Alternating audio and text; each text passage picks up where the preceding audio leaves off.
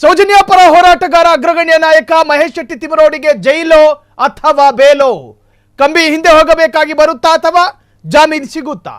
Court ಮುಂದೆ ತಿಮರೋಡಿಯನ್ನ ಹಾಜರುಪಡಿಸುವ ಪ್ರಕ್ರಿಯೆಗಳು ನಡೆದಿದೆ. ತಿಮರೋಡಿಗೆ ಜೈಲೋ ಅಥವಾ ಬೇಲೋ? ತಿಮರೋಡಿ ಅಭಿಮಾನಿಗಳಿಗೂ ಕೂಡ ಆತಂಕ, ಒಂದು ಕಡೆ ಗೊಂದಲ.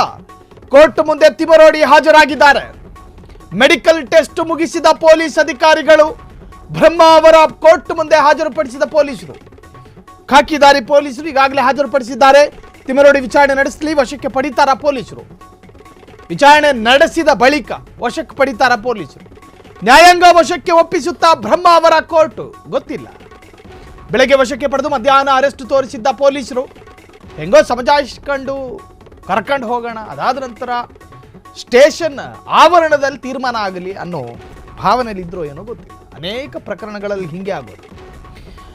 ಕೆಲ ಸೂಕ್ಷ್ಮ ಪ್ರಕರಣಗಳಲ್ಲಿ ಆರೋಪಿಯನ್ನ ವಶಕ್ಕೆ ಪಡೆಯುವಂತಹ ಸಂದರ್ಭದಲ್ಲಿ ಆ ಭಾಗ ಸೂಕ್ಷ್ಮವಾಗಿದ್ದರೆ ಅನೇಕ ಅಭಿಮಾನಿಗಳು ಸೇರುವ ಮಾಹಿತಿ ಏನಾದರೂ ಇದ್ರೆ ಅಹಿತಕರ ಘಟನೆ ಮತ್ತು ಅತ್ಯಂತ ತೀವ್ರ ತರಹದ ಪ್ರತಿರೋಧದ ಮುನ್ಸೂಚನೆ ಇದ್ರೆ ಪೊಲೀಸರು ಮಾಡೋ ಪ್ರಥಮ ಪ್ಲಾನೇ ಅದು.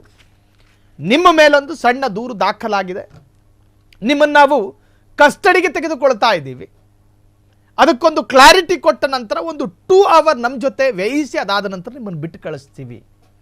ಈ ತರಹದ ಸಮಜಾಯಿಷಿ ಮಾತುಗಳು ಸಾಕಷ್ಟು ಪ್ರಕರಣಗಳಲ್ಲಿ ನಡೆದು ಹೋಗಿದೆ. ಇವತ್ತು ಮಹೇಶ್ ಶೆಟ್ಟಿ ತಿಮರೋಡಿ ಪ್ರಕರಣದಲ್ಲಿ ಲಿಟ್ರಲಿ ಅದೇ ಥರ ನಡೆದಿರೋದು. DYSP ಇದ್ರು, ಸರ್ಕಲ್ ಇನ್ಸ್ಪೆಕ್ಟರ್ ಇದ್ರು, ಕಾನ್ಸ್ಟೇಬಲ್ಸ್ಗಳಿದ್ರು, ಪೊಲೀಸರಿದ್ರು. 14 ಪೊಲೀಸ್ ವೆಹಿಕಲ್ನಲ್ಲಿ ಬರಲಾಗಿತ್ತು ತಿಮರೋಡಿ ಮನೆಗೆ. 14 ಪೊಲೀಸ್ ವೆಹಿಕಲ್. ಆರಂಭದಲ್ಲಿ ವಾಗ್ವಾದಗಳು ಶುರುವಾಗುತ್ತೆ ತಿಮರೋಡಿ ನಿವಾಸದ ಮುಂಭಾಗ. ತಿಮರೋಡಿ ನಿವಾಸದಲ್ಲಿ ನೋಡ್ತಿದ್ದ ಹಾಗೆ ನೂರಾರು ಅಭಿಮಾನಿಗಳು ಸೇರ್ಕತ್ತಾರೆ. ನೂರಾರು ಅಭಿಮಾನಿಗಳು. ಮುಂಚಿತವಾಗಿಯೇ ತಿಮರೋಡಿ ಟೀಮಿಗೆ ಗೊತ್ತಾಗಿತ್ತ ಪೊಲೀಸರು ಮನೆಗೆ ಬರೋದು. ಸೌಜನ್ಯ ಪರ ಹೋರಾಟಗಾರರು ಒಬ್ಬೊಬ್ಬರಾಗಿ ಟಾರ್ಗೆಟ್ ಆಗ್ತಾ ಇದ್ದಾರೆ ಅನ್ನೋ ಮುನ್ಸೂಚನೆ ತಿಮರೋಡಿ ಅಂಡ್ ಟೀಮಿಗೆ ಇತ್ತ.